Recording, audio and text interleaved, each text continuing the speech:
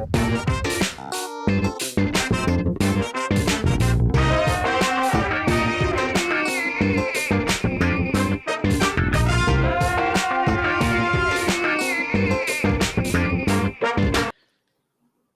to a brand new episode of Snobcast.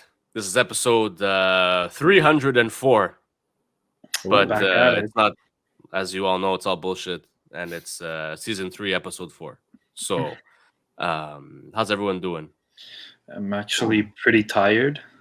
Okay. Oh, It's Good way to start the podcast, Tom. It's been very tiring. I just made a whole bunch of been making pasta all day. So Oh, you're gonna do a giveaway, right? I'm gonna do a giveaway. Yeah, I'm gonna be doing a giveaway. Yeah. which Tom, you should totally tell us about what you're making because I saw it and I was very impressed. Oh, you were? Well, you I know was what? Very impressed. You know what? Maybe if you're a nice guy, like you're always a nice guy, but if you're extra nice, maybe I'll make you some pasta.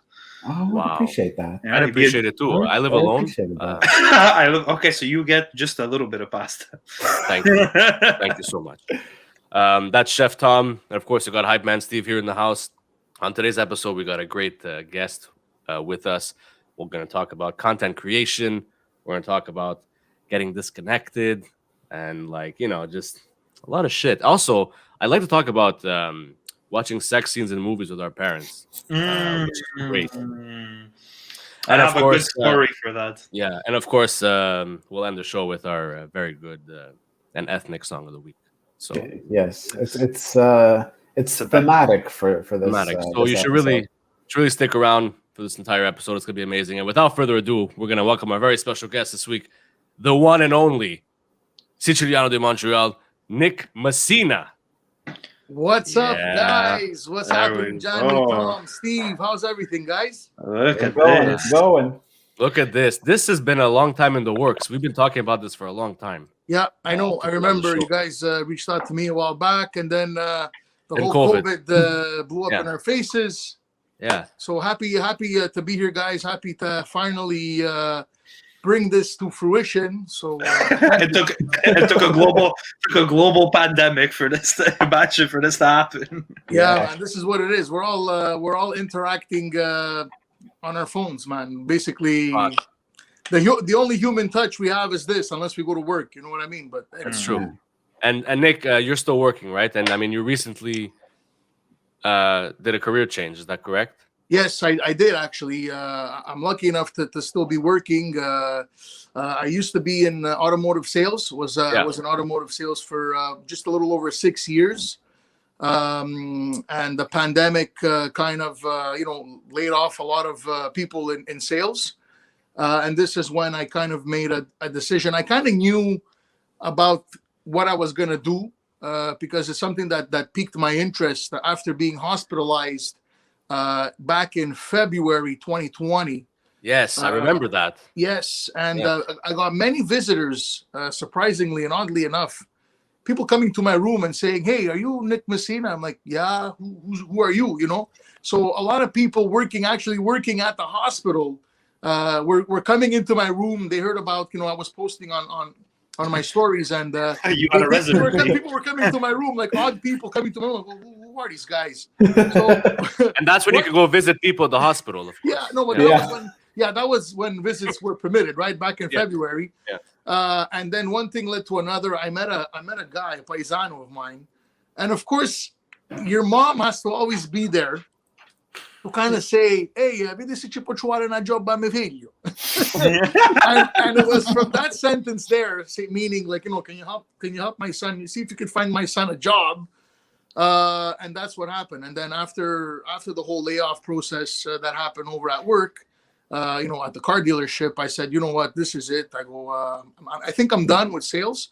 I'm still like involved in it somewhat as a broker, but yeah, career change. I'm about 8 months into it now, and I gotta tell you guys, I'm very happy with my change, with my career change. Now you're working at the hospital. That's it. At the MUHC. Yes, I'm at the McGill University Health Center, which is the MUHC. I work at the new Royal Victoria Hospital, which is the Glen site right now, as you guys know, on the Carry. And like I said, I've been there for 8 months. I've been doing internal patient transport. So I'm a patient transport attendant. Oh wow. Basically, preparing a stretcher, going over to the patient's room, moving them over to the stretcher. Sometimes if they can't walk or whatnot, I get help with the nurses. Put them on the stretcher and bring them to their next treatment or to their next appointment that they have within the hospital. My God, that place is huge. Pardon, Yeah. it's really Yeah. like, for me, it's something. And recently now I became an external patient transport. So basically now we bring patients to and from hospitals, because we have a lot of hospitals that are affiliated with us. Yeah. And we put them in a transport truck, like a medical transport truck, and I drive them around to their next appointment. Nice. You're smiling when you say that. Like you love your job. I mean, It's something that I can't explain. You can't explain when you work in a hospital. It's such something that you wake up every morning, you do it, and the fact of being able to help someone, for me is very rewarding. So yeah, I smile about it because I enjoy what I do, and oddly enough, I've been trying to raise funds, over the years, doing small fundraisers for the Montreal Children's Hospital Foundation. And now I actually work at that hospital with the children, and I've been doing a lot of children pediatric transport lately. So it's, for me, it's like, wow, like everything I stand for and more, For sure. And I mean, it must touch you differently just because you're a father as well. Yes. And I mean, you have two girls, and I have two girls, 7 and 10, and let me tell you, there's some days where you're transporting children that are actually your kids' age, and it does something to you. You have some good days, you have bad days.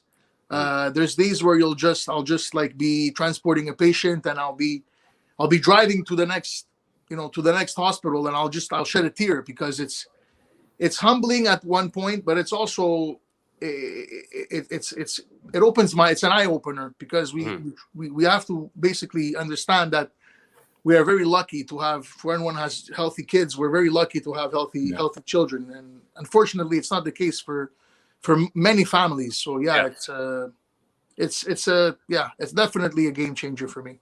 for sure, and it's good. I mean, you're happy about it. You did a change, and you were ready for that change, and you went for it. I mean, you left a reputable company, and after like you said, a health scare, and and that's it it. actually, You're like, fuck it, I'm gonna do it. it actually took me to get sick to kind of realize that maybe this is something that I want to give a shot. And I gave it a shot, and I said to myself, hey, it's a stable job. There's a job security behind it, and nowadays everyone wants a secure job. We all want that job security. And if someone says, hey Nick, if I can cut your pay, you make a little bit less, but I can guarantee you a steady job, would you go for it? And for me, the answer is yes. But it's not the fact of working at the hospital just to say that you have a safe job, because had I not liked what I done, I would have been gone. Because I just, it's not always about having a stable job, but it's also about liking what you do, enjoying what you do.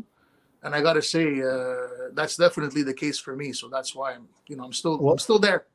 If I could add on that, I mean, Nick, you seem to like really take your job to heart, which, especially in a hospital, I think we've all maybe had a stay or two for whatever. It makes a difference when the person really cares. Like, you're in a hospital, you're vulnerable, you're not to where you want to be. So, and having an attitude like that, I mean, especially that you're changing fields completely, it's great to see, and it's a great place to have that kind of attitude. I'm sure a lot of people appreciate it. For me, the attitude is very important in anything you do. I always like to put myself in the patient's shoes. Having been a patient, having been in the hospital, having had a condition that I had no idea what the hell was happening with me, which is a lot of the case. Sometimes that's the case for a lot of patients in the hospital. They're in the hospital and they don't know what the hell's going on. As much as the system can be hard to understand, as much as the system can be hated by so many people, because everybody hates the medical system. They know, it's slow, and good luck getting this and good luck getting that. But you don't see what's going on behind the curtain. Exactly. I see what goes on behind the scenes. And believe it or not, guys, the only people that are going to make the system better are the people that are actually working in it. You know, and the governments can do what they got to do or not do what they got to do, but it's thanks to all the frontline workers, and I'm talking more specifically in the hospitals, that take the time and dedicate themselves to their job, that makes the difference. That's what makes the whole difference. Especially now. Especially now, definitely now. And by putting myself in the patient's shoes, I kind of can relate to it. You know, I can relate because I know that if I was in the hospital, I wanted to be treated, you know, with respect, be courteous, you know, and it's the least you can do, because some of the patients end up healing and leaving. Some of the patients end up staying there 2, 3, 4 months.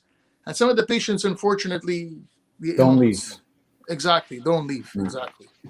Well, you know, it's to give people that dignity, even when they are leaving, you know, like if somebody's there and, you know, like they're terminal, it's to have that, you know, you got to give them what they need to go. Everybody's lived a life. Everybody's given something to somebody. So, you know, it's the doctors and the nurses will provide a certain level of care, which is what, you know, they're there for. Yeah. And a guy like me, that's just basically, you know, I consider myself just a patient attendant, a transport attendant, but the patient transport attendant are the people that keep the blood flowing in the hospital. They're the ones that keep the wheels in motion. They're the ones that get the patient to their appointment, to their treatment on time. And sometimes the fear that a patient has going to his next treatment, or the fear that the patient has not knowing what will happen at the next treatment, for me sometimes is a way to get to talk to the patient, maybe crack a joke, you know, little things like that, just to make the patient smile or laugh a little bit. Sometimes too, when I bring kids in the truck, I say, hey, we're gonna go for a little truck drive, you know. We wrap them up in the stretcher, you know, with the blankets. When it's cold, they go, I'm gonna wrap you up like a burrito. It's just like little things like this that, you know, that you get a chuckle or a smile from the patient, and for me, my job is done. You know. Yeah. You must be a killer when you get an Italian patient. Oh, you must slay when you get an Italian patient. I gotta tell you, when you get an Italian patient, okay, and you go up to the patient, ciao signora, come stai? Mi chiamo Nick. The patient just like, huh? Come? Ma sei italiano? Sì, signora, ho visto il tuo nome. Like, you know, like I strongly believe it's a small gesture of being able to communicate with a patient in their own language. Because hey, trust me, guys, I get Spanish patients, and I sometimes give a little word in Spanish. French patient, you know, French, no problem. You try your best to communicate. Even, you know, once I got a Polish patient, a Romanian patient. Like, I know a few words here and there, you know, and it's soothing for the patient. It gives them a bit of comfort, knowing that there's someone there that actually, you know, that cares. Yeah. That cares enough to at least try. Even if you don't know, let's say Romanian, like you're making that effort to make them feel comfortable, and that goes a long way, especially in the hospital. Exactly that. It's just it's the effort. It's you know, do a little, and you know, sometimes that little thing you're doing is actually a lot. You know. Plus, what tends to happen is that, like, I work in a hospital too, and when I'm in the operating room, because I spend most of my time in the operating room, and I become the translator. Whenever there's an Italian patient, we're one of 2 Italians in that operating room, and you become the translator. And it's like, you know, they're trying to read off the consent form to cut this person open, and the patient's got no idea what's going on. You know, like when they're totally and the second they hear that Italian, it's like they snap into it. Oh, ma tu sei calabrese. Yeah, exactly. And it's so comforting. It's very comforting to them, man. You'd be surprised. That's why I say it's the least I could do. It's like when you go to Plattsburgh and you hear Québécois. Yeah. For real. Ça chauffe le cœur. Tu viens de où, toi? De Montréal. Ah, moi, je suis de Montréal. Ah, moi, je suis de whatever, Rivière de whatever. You know what I mean? Like Rivière de la Rouge Matawin. Yeah, but it's like I said, there's something that connects us when we connect with the people that are, you know, of our nationality. And it's like that, even though we're, let's say, Italo-Canadian. When you go to Florida, you meet a guy from Quebec, and you're like, "Well, I'm from Quebec too." You get what I'm saying? Yeah. Yeah. So that's your day job. I mean, your other side hustle is, of course, Siciliano di Montreal. And I mean, fuck, like you. I don't know how many followers you have now, but you have like a lot. What is it like? Is it 30,000? Is it 15,000? What is it? No, it's not 30,000. It's about 23,000. Okay. Yeah. And you've been at this for how long now? I've been doing this for about since 2015. I would say a good 6 years now. Fuck. And I started. I installed Instagram. I go say to myself, "What is this Instagram liking pictures?" But when I first started, to the point where I literally deleted the app. I didn't believe in it. I was like, Instagram, what is this bullshit? I gotta like someone's picture, okay, whatever. So I deleted the app, and approximately, I don't know, about 4 or 5 months later, I reinstalled it. And I was actually in Florida. I was at Daytona Beach with my family. So I'm sitting down. I'm not much of an exercise guy. I'm not much into exercise, right? Neither are we. I'm very into like my cigar, a nice beer on the beach, just chilling, That's enough exercise for any of us. Yeah, you're on vacation, right? And when I was on the beach, I see these people running on the beach, and they're like doing these like, like when you run, you're gasping for air. Yeah. So I said to myself, I found it funny. So my first ever video was me running on the beach, imitating these guys. And I said, "Stiamo correndo pa spiaggia, ora vedi se mi cala sta panza." Which means, get it? And I just continued running, and I go, ora vediamo. When I'm like running, and that was my first ever video. And from then on, it just like one thing after another, imitating my grandparents or imitating, a Sicilian grandfather. Then I started putting some memes into it, with the whole memes thing, how it's going.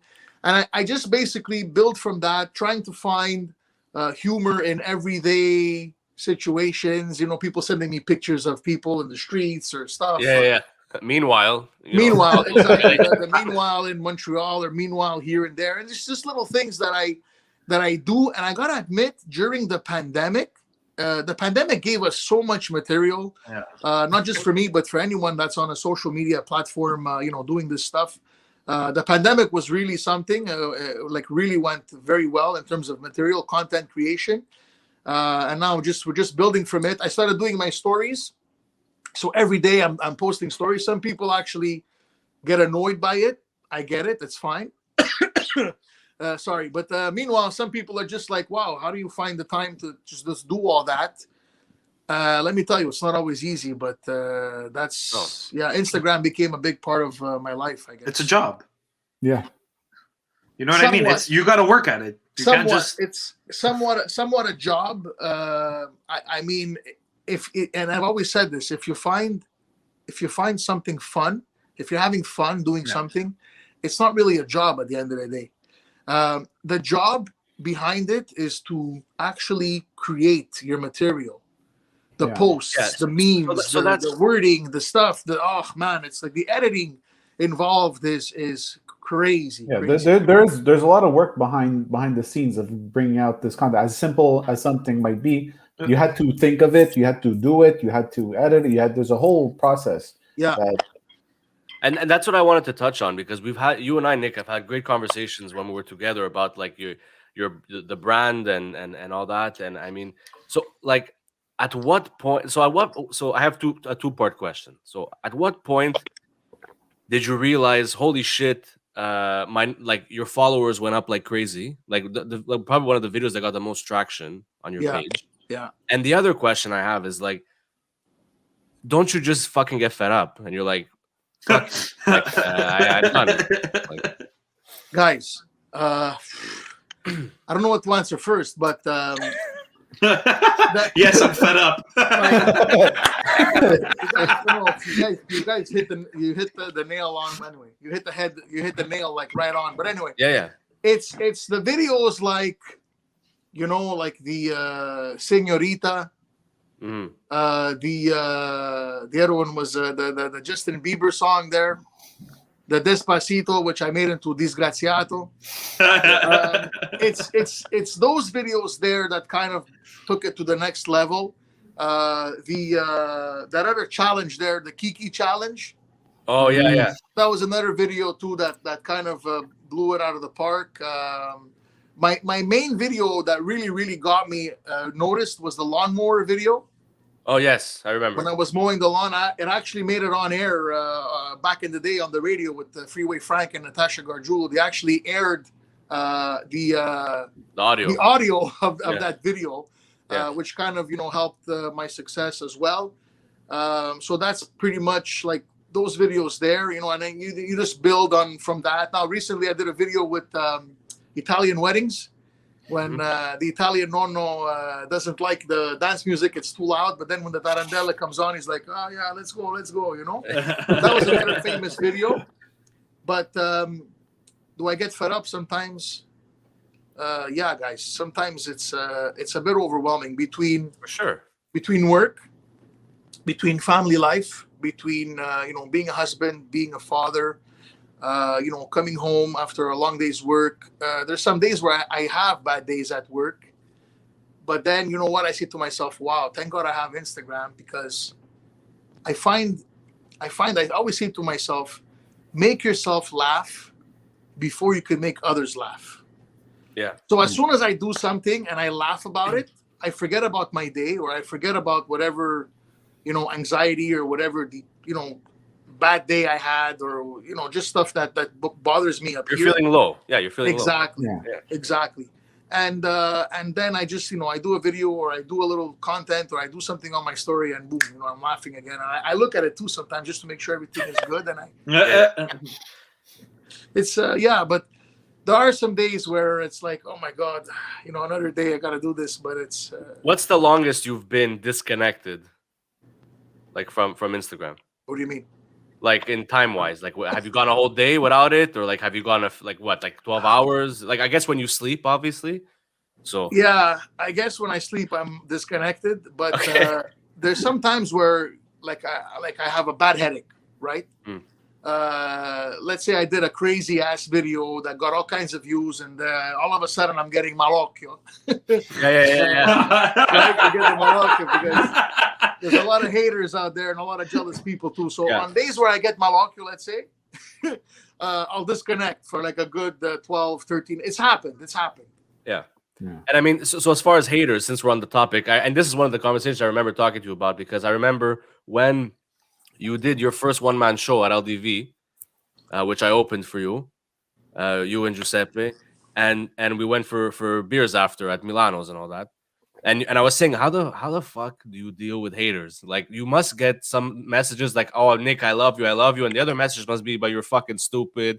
But these people still follow you. They still follow you. Yeah, just because and I've always said this, you'll have what makes the big part of your following is, number one, the people that love you. Yeah.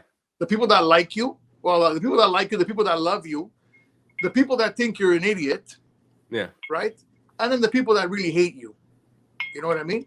But at the end of the day, there's something about what you do that they either love to love or love to hate. Yeah. You get it? I can go from getting a message from a follower saying, "Hey, my dad's in the hospital. He's undergoing chemo. He's undergoing cancer treatments. We show him your videos, and he's dying of laughter." You get it?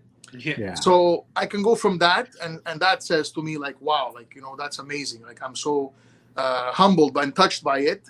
I can get messages from people saying, "Thank you for making us laugh today. We really needed it in these hard times. We appreciate all that you're doing. Keep it up." Like, I've gotten some very heartfelt messages. At the same time, I've gotten some messages like, "You're an idiot. What are you doing that for? That's very disrespectful." Like, guys, this is what everyone's gonna hate. Everyone's gonna exactly. hate. Some days you'll do something funny, which is tasteful. Some days you'll do something funny that's offensive, but it's still funny. And some people will just downright tell you to your face, like, "You're an idiot," or "Why are you doing this for? Who do you think you are?" It's weird. Even that's for when us. I block them. I just block them. Okay, got you. You won't. 'Cause even you for won't, us, you sometimes won't be we able to post- make everybody happy with No, it. you Yeah. can't. You can't make everyone happy. I get it. One thing. Another thing. If I take the time to do something, to create a content, and I take that time away from my family, my kids, to make you guys laugh, and then to have a guy shit on me or a girl shit on me, Go fuck yourself. then you know what? No, but you don't deserve to see my. You don't deserve to laugh at the Exactly. end of the day. You don't Yeah. deserve to look at my content. But what gets me the most is that the people you block, right? Because there's something about it, they'll create another account and just follow you again, or just to follow you. to go Imagine. see. And because I'm public, anyone Yeah, can see my anyone stuff. can see. Yeah. So there you go. It's weird. Sometimes we'll post reviews of movies and like people will DM me like, "But what the fuck do you know?" And I'm Yeah. like, honestly, Yeah. I just studied film. I know what I'm talking about, but I'm no one. Like you could take my advice and go watch the shitty fucking movie, or you cannot watch it. Yeah. But at the end of the Go day, back to watching reruns of Three's Company. Yeah. you know, but like It's- people are just weird and like I don't I don't get people that have to hate on people that are just trying to do something. yeah. You know, you're trying to do something, you're creating something, you're creating a show, you're creating some content. And this is it, guys. I mean, 2020, 2021, technology, radio is dying out. Live TV is kind of dying out, except for the news. The news is all bullshit anyways. It's all negative Oh stuff. my god, I can't Yeah. watch news anymore. Oh my You know, I was actually on the news a few weeks ago, and people still bashing me that I was on the news when I'm just trying to raise awareness, you know? Which network was it? Because now that makes it political. What network were you on? City TV News. No, Okay. There's the problem. There's the problem. There's the problem.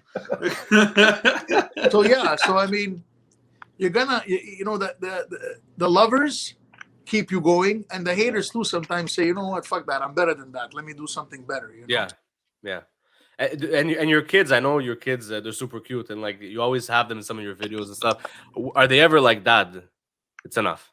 It's enough. Okay, well, sometimes that my kids get annoyed Yeah. because there's a lot of bloopers, guys. You have to understand when I do stuff. There's a lot of bloopers.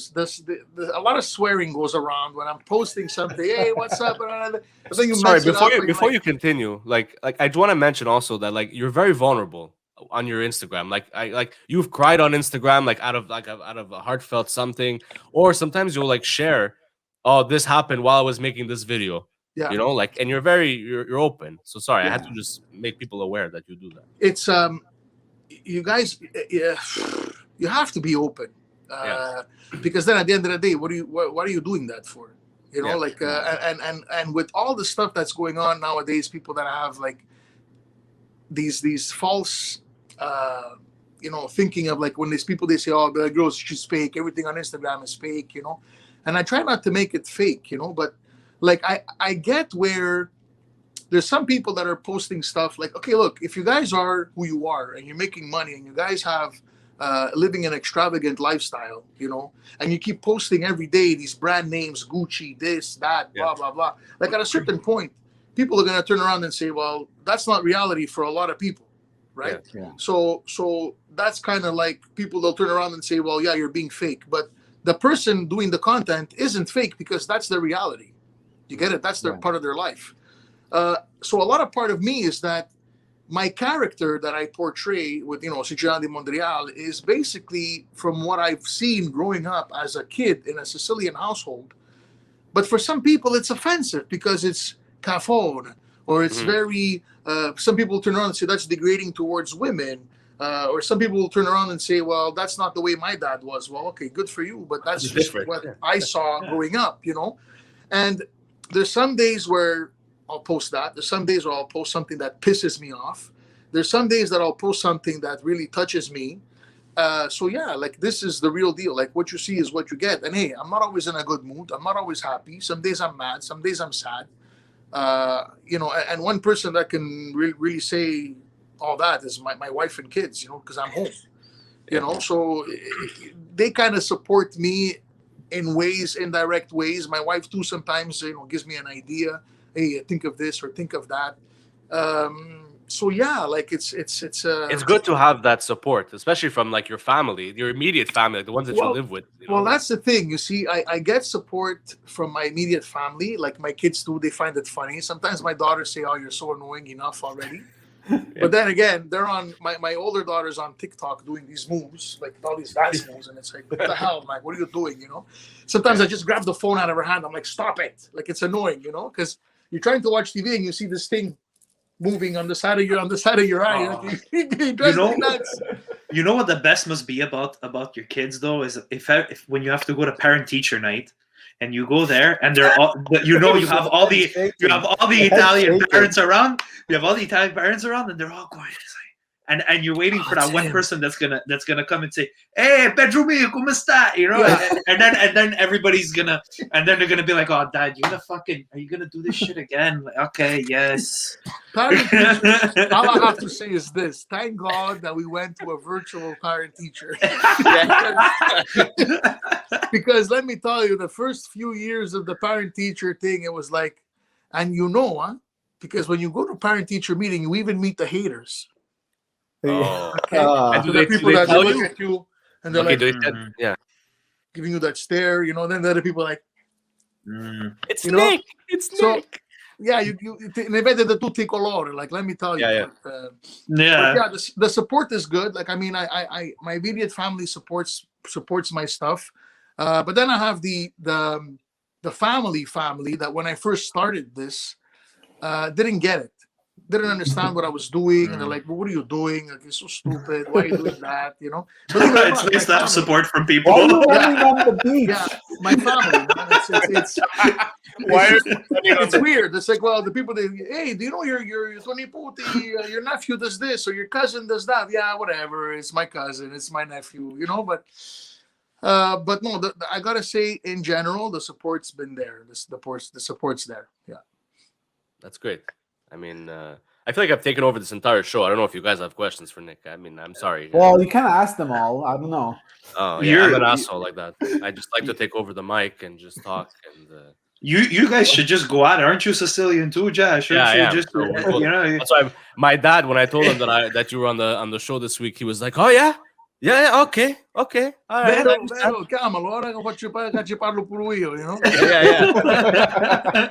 you know what though? But, It must be amazing. It must be amazing. I feel like okay, it's fine when you're around other Italians because I feel like the whole Italian lifestyle is basically like we're people watchers. Yeah. We watch people, we watch situations, Yeah. you see how people are reacting and Yeah. all that. But it's nice when you're in the environment like where you're working now. You're in the environment where there might not be that many Italians. Like my hospital is extremely Italian. You know? Yeah, Santa Cabrini. Yeah, exactly. It's extremely Italian. But like I would love to be in like an English hospital where like it's just people are just walking around and they got no idea that you're the guy watching everybody's like maneuvers Okay. and what they're doing, and in your head it just you must spend your day like just laughing at some Like- things that you see. Like Dr. Evans when he brings home like a white bread and ham sandwich, and he said, "Oh, my life really packed me something today." Oh yeah. And you're there. You have a cutlet sandwich. It's Yeah. leaking from the oil in the middle. As the appetizer. Yeah, okay. Big sign And right he's- there. But it's and he- funny you mentioned that, Tom, because I was transporting a patient over to a hospital one day. And on the way back, what happens is when you're driving there, the nurse is in the back with the patient. Mhm. But on the way back, the nurse ends up coming in the front, driving in the front to drive back to work. And the nurse happened to be Italian. So talking back and forth, I go, yeah, this year she was supposed to get married. I says, yeah, I go, me too. I was supposed to start an MCing gig with the Gold Star DJ. She's like, really? Gold Star DJ? She goes, but that was supposed to be my DJ for my wedding. So talking back and forth. I go, oh yeah. I go, where were you gonna get married? She was telling me the hall and this and that. So one thing led to another. I go, yeah. I go, well, I was gonna start with with the MCing stuff and whatever. She goes, yeah. She goes, there was a guy that was supposed to MC. It was a new guy. They told me about it. His name was something Nick. He does stuff on Instagram. I go, my God. I'm like, what? I go, what? I go, was it this the guy? So I take out my badge and I'm driving, So I take out my badge. I show the badge. I go, is this guy here? She paused. Oh my god. She goes, "Oh my God." She goes, "Are you Siciliano di Montreal?" I'm like, "Yeah." She goes, "Oh my God, I'm freaking," like the nurse started freaking out. Like, imagine I worked with someone that knows me, that doesn't, I don't even, whatever. She goes, "We have to take a selfie. My mom loves your videos." There was like, it was like those 2 minutes of miscommunication Yeah, trying to place yeah. like where it's going. So here I am driving the truck. She's with her phone, taking the selfie, and she sends it to her mom, and they live in RDP.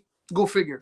Go figure. It's a small world. When it's you're that's the beautiful part about being Italian, is that when you go around this city, and because people, I feel like even in movies, like when we're portrayed as the people that know everybody, because it's a community. That's what it is. Like we're a community. You go, "Hey, how's it going?" Like like some people dream of going into a butcher shop and going, "Hey, Frankie, how's it going?" And he's like in the back with a couple of fucking sopressate. I get it. I totally get it. The community is great. It's a tight, I would say, tight knit community. Yeah, to a certain extent, Well, considering But how big it's fun and it's humbling at the same time to be able to say like, "Hey, I did something, I started something," and then get acknowledged for what you did. I mean, I find that cool, And you're representing cool. Sicilians, you. It's not only that. I mean, the thing that I was going to mention, it perfectly ties in what you're saying, Tom, is that like what people don't really understand about Nick and like the branding is that like he's just trying to keep the heritage alive. That's what he's trying to do, And I mean, people can hate it, people can not like it or whatever. Like, but at the same time, people like him will keep the Italian flame, not just Sicilian, but the Italian flame going, like and I mean, because what are you gonna do? You're gonna start another TikTok channel, you're gonna start dancing. No, guys, I'm not. TikTok guys. When's it coming out, I think about it. I actually was doing TikTok stuff before even TikTok was a thing. That's true. Yeah. Putting music in my videos and a funny song with the video, and it's like, I see TikTok, and I'm like, what the hell? You know what I mean? Yeah.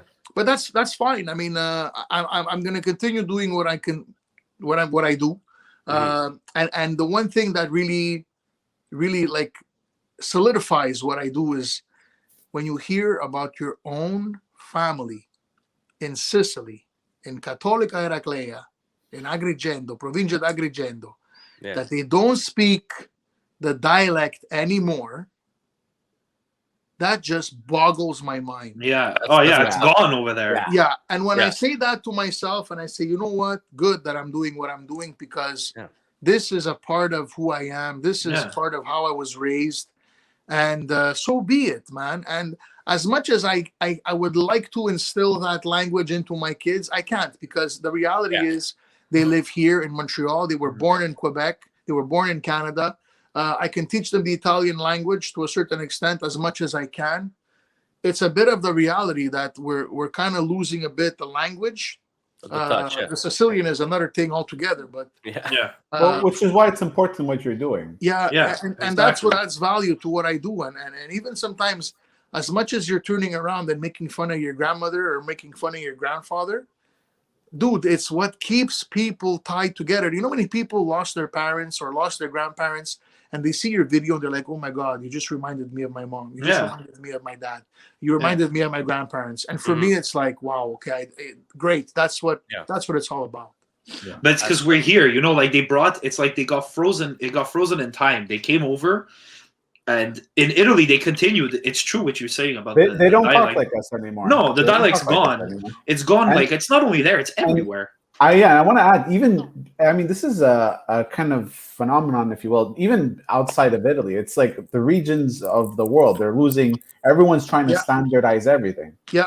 And you know what? It kills people's soul. So that's why it's important, Nick, what you're like, stuff like what you're doing. Like it's what made a certain people, and it's what's going to keep a certain people the way, alive. It's the origin. It is the most concentrated origin of my Italianism, or of my Italo-Canadianism. It's the concentrated language of where it all began. And for me, it's like, when people, they say, "Oh, you're Italian." I'm Italian. You're from where? I'm from Sicily. Oh, so you're Sicilian. There's always that thing about it, and I believe that as much as Italy is what it is all, like, as much as we're divided in our languages, our dialects and whatnot, but we're very united. It's one. Siamo uniti. We're a one. Un peuple. You know, we're the same people. Plus, exactly. We're the same people. You know. Like, could you picture watching Gomorrah and it was just in Italian? Like if it wasn't in Napolitan. Vieni qui che adesso devo preparare l'espresso. Get the fuck. What is that? It has no. There's no flavor. There's no flavor. It's that hardcore slang. It's that hardcore, very rough, very ungrinded language. Like you know that is so raw. That just makes it what it is, you know. That's the best part, because the rawness is when you know it really comes from somewhere. If you're putting it through the kind of the proper filter, it has to sound all like flowery Italian. No, this is like from the streets. This is from like your block talks like this. Forget your city. Exactly your block talks like this. Yeah, you know. Yeah. It's exactly that, you know. It's like telling an Italian guy, "Oh, mo sto arrivato dall'angolo della strada," but in Sicilian, si mi arriva da Candonera. You know, a Candonera, like a Candonera is the corner of the street. You know what I mean? And it's that language there of you know, someone says bello, say bello, my mom say bello, tu sei bello. Yeah, it's that unrefined language that we are who we are. Like it's the origin, and not just for me, but the Calabrese, the Cambasan, the Napoletan. You know, that's what makes it. That's what makes us who we are. And I believe that in Italy now everyone wants to speak Milanese, like it's the Milanese, the Italiano. You know, like I get it, and there's nothing wrong with that. But you know, but you lose that. I personally love like my dialect, like not Calabrese, but like Cicalese, like that paesano dialect of dropping the F and replacing it with an H. No cahe, no bello cahe. Yeah, I get it. but that's what makes it. You see, like my stepdad is Calabrese, right? From Reggio, and there's some things that he says like, "Wow, man!" It's like, it sounds Arabic. Yeah, well, exactly. Tichunkai. Yeah. What do you mean Tichunkai? Tichunkashti or Tichunkashti? Yeah. Tichunkau means I fell, I got hurt. I said this one time. My dad, this was like in front of our grandparents, it's always like you have to be proper, you can't be vulgar, whatever. My dad, I guess he played a trick on me. He made me, like one of those, I'll tell this to your grandmother, and he whispers it in my ear, and I look at her and I go, she looks at me, she says, "What wrong?" I go, "Ma grancata wallara," and she looks at me and she's like, and it means my testicles are cramping.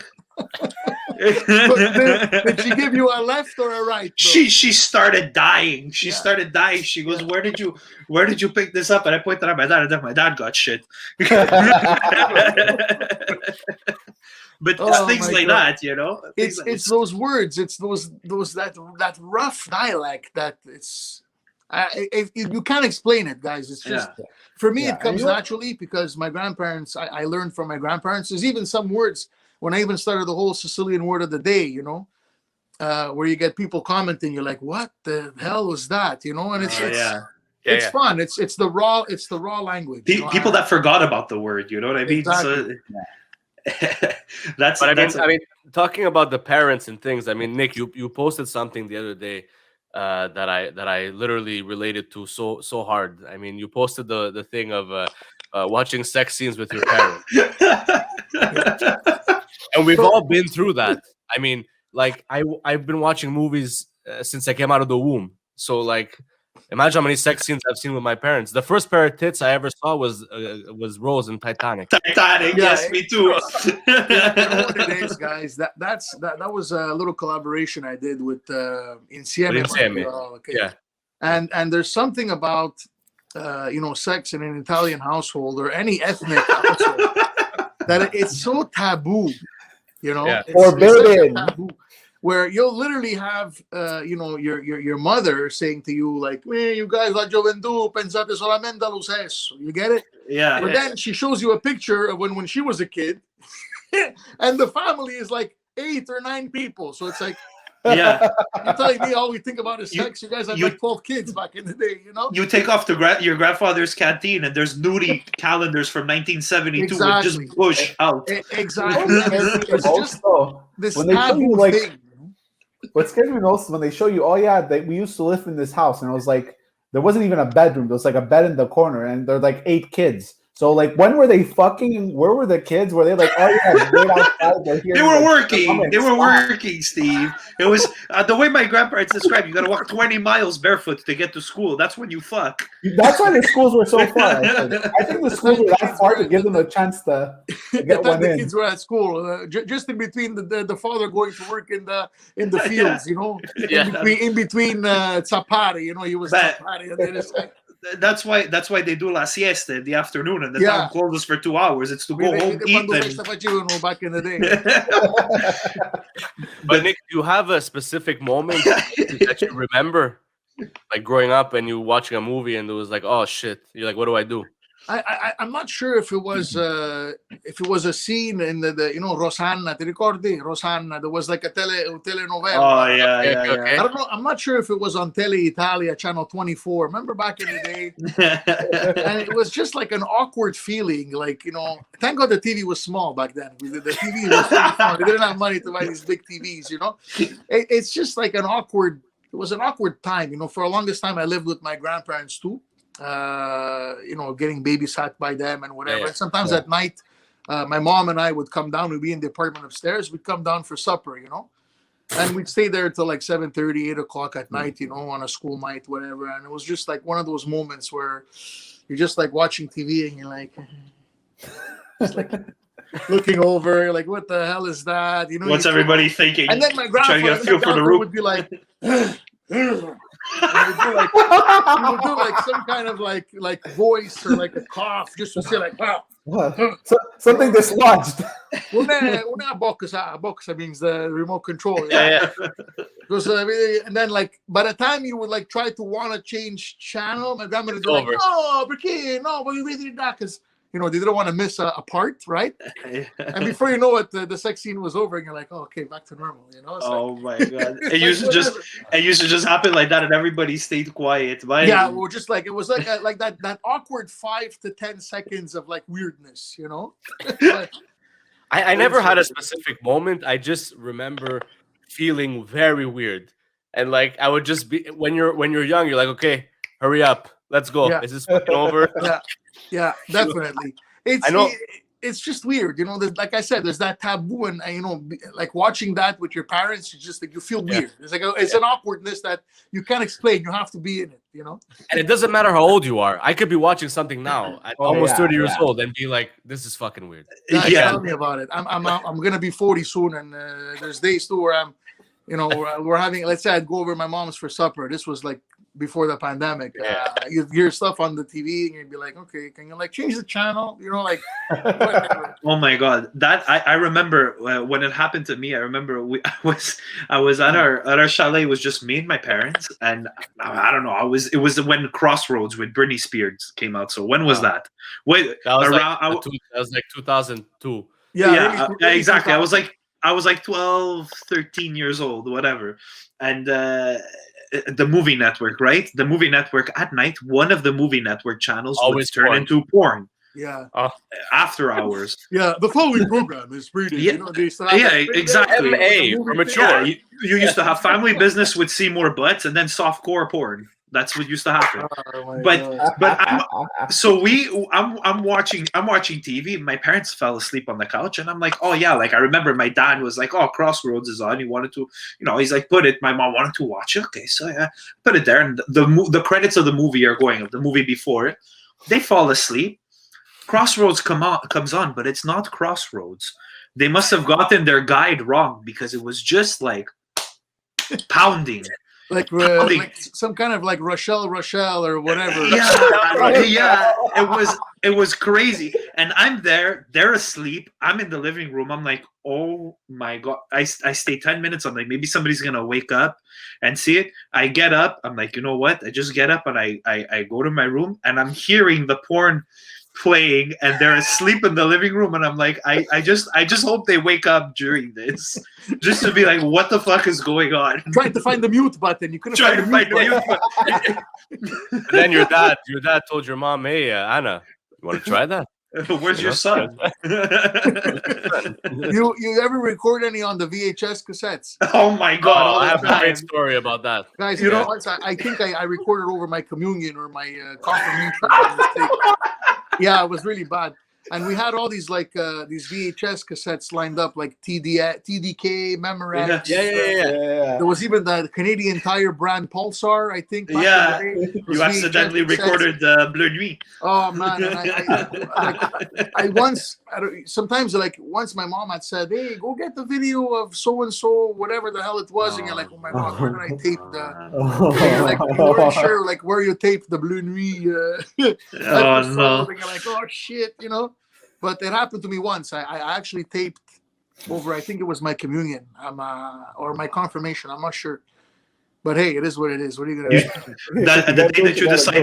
The day that you decide to watch it is when all the relatives came from Italy. Yeah, like the part where I was thinking the communion. All of a sudden, and then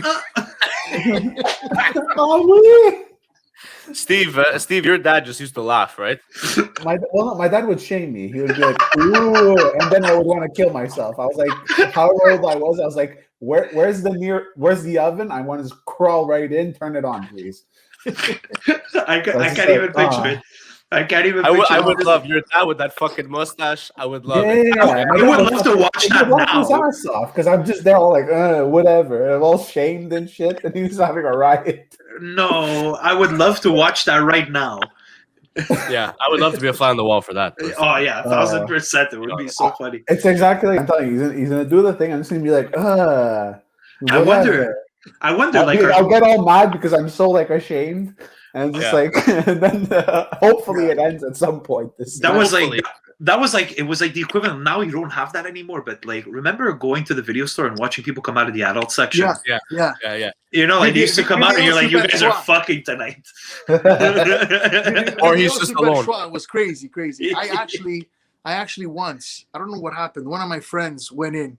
Video Super Choix. It was on Langelier Boulevard. I'll never forget. And Langelier and Beaubier. we took one of the movies and we put it in back of another movie to hide it. You know. And then we'd go with there was like this little jeton that you had to bring to the front. Yeah.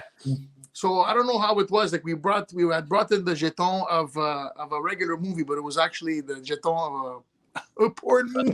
Yeah. So we get to the front and the guy goes, "Hey, t'as quel âge?" I go, "What do you mean?" You know, and he goes, "C'est pas le bon film," you know.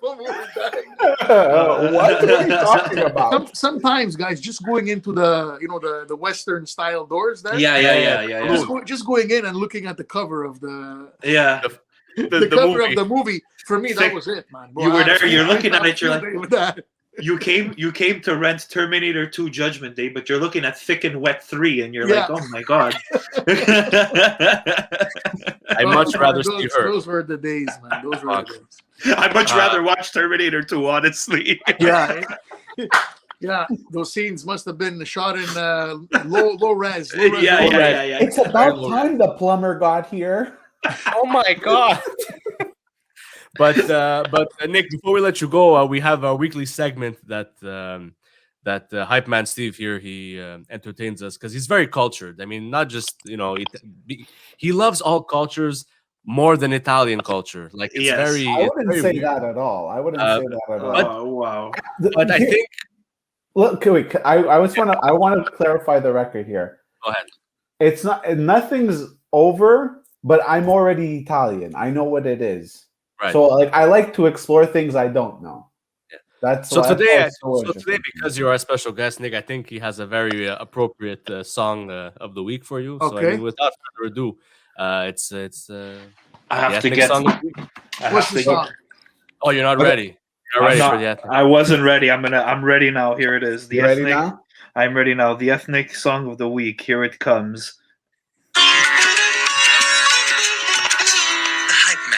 Song of the week. Ladies and gentlemen, today in honor of our very special guest, I wanted to find something Sicilian, and I didn't just want something like a classic song everyone's heard at a fucking wedding. I wanted to try to find something more modern. And And thanks to my Google research, I found some kind of blog from 2007 that was talking about stuff. And I think I found that here. Now, there's a group called Milagro Acústico from their, this is a remix album, so it's a bit more even modernized than the originals. The song's called Sogno come un coniglio, dreams like a rabbit. Sogno come un Sogno come un coniglio, yeah. Okay. Excuse me, he's Napoletano. Yeah, I try. I'm so sorry. I'm so sorry for him. Otherwise, it'd be Sogno come una coniglio. That's it. But Ok, allora fammi sentire questa canzone, yeah? all right, let's hear it now.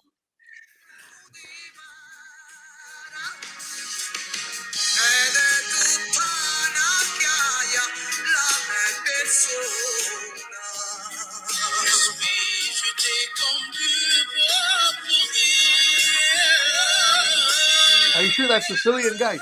Yeah, I wasn't sure. It sounds like it could be Arabic. Sounds Arabic to me. I don't know, Lebanese or something. Are we surprised? Honestly, we're not surprised. Good But question.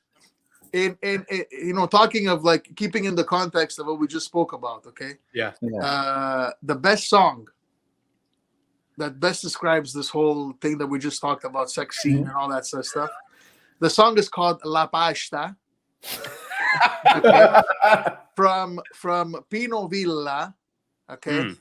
And the song, il ritornello of the song goes, Tra si se ne esci longa, no, sorry. Tra si se ne esci modra, specialmente si de longa. Chi da curta ti non ti piaci, perché dici che si scocci. So basically, So please explain for our non-Sicilian friends. it's the song of La Pasta, okay? When it goes into the pot. So trasitisa means goes in hard, okay? And neshimodra comes out soft, especially if it's long. Okay? So it's the pasta. So it goes in hard, comes out soft, especially if it's long. Chi da curta a te non ti piaci, perché dici che si scocci. Means that the short pasta, you don't like it because it gets overcooked. So it gets even more mushy. And all of that is in reference to the man's, right? That's the best song for this. But anyway, it's all good. But Steve, briefly, do you know what the song is about? The one that you just played for us, and the artist and the title again. So the artist is Milagro Acústico. Sogno come un coniglio. I tried to find lyrics for it. I failed. I couldn't find anything. If I had to guess, Yeah, please give us one of your estimates. so I have to go with the title. I have to go with the sound of it. Rabbits get fucking eaten. So what I'm going to guess is that this guy Sicilians eat rabbit, yeah, big time. I think he's feeling vulnerable. I think he's having these dreams where he thinks big, but in the end, he knows the risks. She might say no. She's gonna shoot him down because her father told him no, he's no good. Steve, I feel like that's pretty accurate. That's If I had to guess, that's what I would go with. Italian father. Oh my God, Nick, did you have a good time today? Listen, guys, I had a great time. I really I appreciate what you guys doing. I actually applaud what you guys are doing. Thank you. I was actually supposed to start a podcast thing myself with a known or with a startup podcast station here in Montreal. Yes. But when I see all the time involved and all the work you guys do, such a professional setup, I say to myself, you know what? Let me leave that segment to the professionals, which is exactly what you guys are doing. So thank you. Wow. I applaud that, guys, and I want to just take a few minutes to thank you guys for having me on today. Really appreciate it. I appreciate the term professional because Tom is really in the toilet right now. Oh, imagine, yeah, this is all green screen. This is all It's the green green screen. It's the backdrop. I don't even have pants on. But no, Yes, Nick, that's thank it. you. And I'm glad. And you know what? I'm looking forward to. We didn't even plug it at all, but at some point or another, Joe and Mary's wedding is going to come back. So I mean, and you can see us there. You and me. So So yeah, I mean, Joe and Mary's wedding was the brilliant idea, brilliant idea. Good friend of mine, Stevie V, as you know very well. Oh, DJ Stevie V. Okay. He also runs Insieme Montreal, the page, their Instagram page. keeping Great the idea, heritage guys. alive. We actually had a great. It was going very well. I was It very was. happy. The character I was portraying was the best man. Yeah. And let me tell you, the pandemic just screwed everything up for us, for a lot of people. But can't wait for it to come back, and let's see what happens soon, man. Let's see what happens. I mean, Yeah. you can follow Nick Messina on Instagram at Siciliano di Montreal, and you can follow all of us as well at Snob Media, Chef Tom at Chef Thomas Di Donato, and of course, Hype Man Steve at Palstev. And we hope to see you all again next week for a very special episode. It's always special here on Snobcast. But, let's see you there.